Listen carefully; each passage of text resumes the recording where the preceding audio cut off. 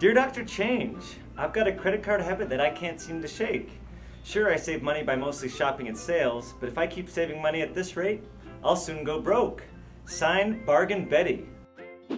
Well, Bargain Betty, who doesn't love a good deal?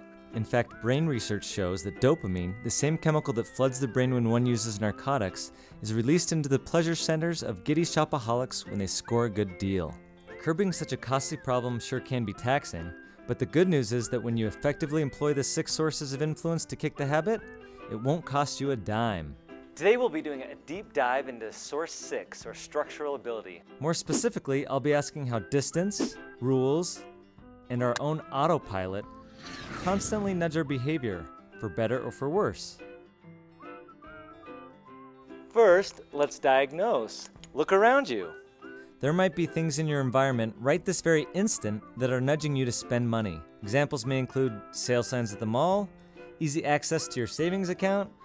Credit cards make things so easy to buy. Plus those pesky emails that alert you to sales and group deals, and the list goes on. So how are we going to combat these financial foes using Source 6? Here's a couple examples. First, manage distance. Do you realize how difficult it is to buy something if you never set foot into a store or sit in front of a computer? Honestly, it's not like the mall sneaks up on you or your laptop crawls into your lap. You have to go to those things. Simply avoid places where you're more likely to spend money and you'll start realizing some real savings. Second, create rigid rules. Rigid rules or unbendable guidelines that you set up for yourself can also be quite useful. One rigid rule might be to always use cash. Since people tend to spend money more carefully when they are dealing in tangible currency, make a rigid rule. Every time you head out to shop, when it comes to your credit cards, always leave home without them. Use cash instead.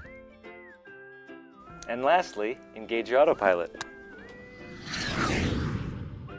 Put measures in place that ensure you enact your desired behavior by default. An example would be to have 10% of your paycheck automatically deposited into your bank account every month. This guy recently did that, and watch how easy it is for him to save money. This is what saving money looks like if you've engaged your autopilot. Yep, he's saving money. Oh, and look, he's still saving money. And right there too, he's putting money into the bank.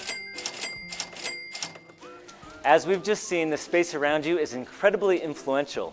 If you can get things around you working for you rather than against you, you'll be well on your way to successful behavior change. Well, Bargain Betty, this is Dr. Change signing off and wishing you the best of luck in your change efforts. And always remember, a change worth making is worth making for good.